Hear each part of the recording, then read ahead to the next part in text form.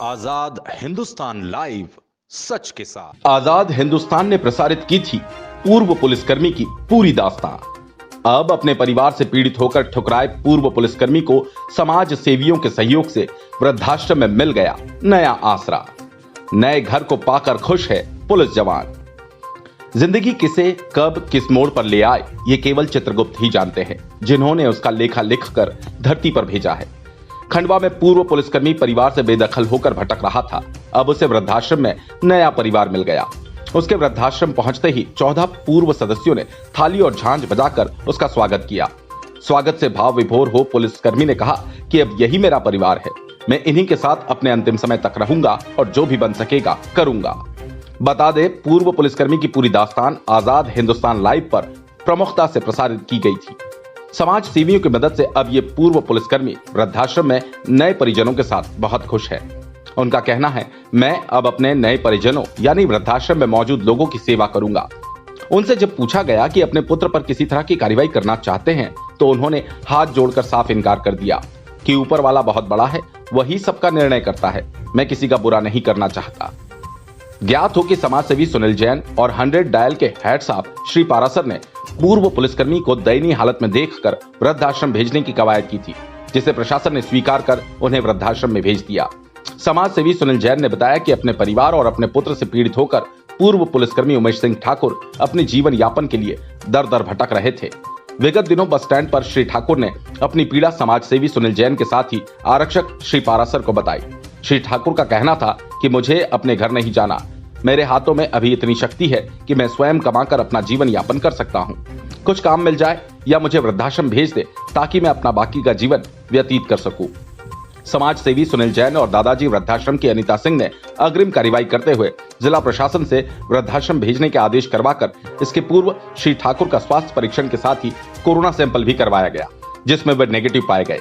गुरुवार को शाम 4 बजे श्री ठाकुर MLB स्कूल के क्वारंटाइन क्षेत्र से नामनगर स्थित दादाजी वृद्धाश्रम पहुंचे, जहां सुनील जैन और अनीता सिंह के साथ वृद्धाश्रम में रह रहे 14 महिला पुरुषों ने थाली झांझ बजाकर पुष्प वर्षा करते हुए अपने नए साथी का आत्मीय स्वागत किया।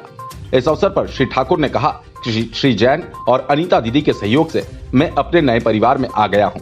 अब मेरा यही परिवार है, यही मैं अपना बाकी जीवन व्यतीत करूंगा तथा मुझे जो भी कार्य बन सकेगा वो करूंगा।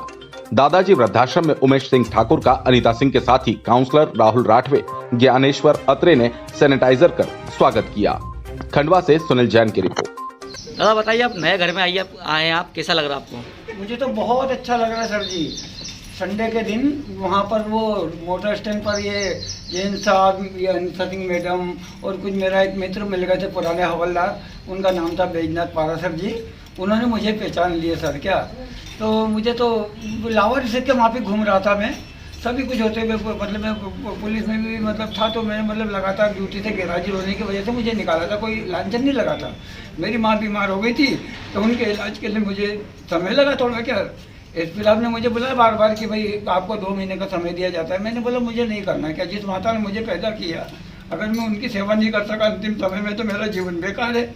मुझे मगर ये सिंह मैडम और ये जैन साहब और इन लोगों के साथ इतना अच्छा सहयोग मिला, उन्हीं की वजह से आज मुझे ऐसा लगा मुझे एक नया जीवन मिला है और मैं यही अब ये वृद्धाश्रम छोड़कर कहीं जाऊंगा नहीं सर। अगर इन्हीं के सौजन्य से मुझे कोई मेहनत का कार्य भी अगर मिला तो मैं वो भी करूंगा, ताकि 2-4 रुपये अगर जैसे बच भी जाए तो मैं, ईश्वर ने भी मुझे हाथों में शक्ति दी है कि मैं कुछ भी काम कर सकता हूँ। परिवार के लोगों ने आप संपर्क करने की कोशिश? परिवार से सर मैं इस जन्म में कभी नहीं मिलूंगा, क्योंकि सभी ने मुझे बिल्कुल यानी दूध की मक्खी की तरह निकाल कर फेंक दिए थे। इस वजह से मैं नहीं चाहता कि उन लोगों से मतलब मैं कभी मतलब वो मुझे मतलब मेरे संबंध बने कुछ नहीं। बस ये वृद्धाश्रम ही समझो, मैं यहीं पर रहना मतलब रहूँगा। जैसा भी मुझे ये साहब लोग जो भी मेरे मित्र लोग जो भी मतलब रास्ता बताएंगे मैं उसी पे चलूंगा सर। किसी को मेरे से कोई शिकायत भी नहीं होगी। क्या मैं भी बूढ़ा आदमी हूँ, मिलजुल कर ही रहूँगा सर। मतलब हम तो बूढ़े हो गए। अपने बच्चे के खिलाफ कोई शिकायत करना चाहेंगे?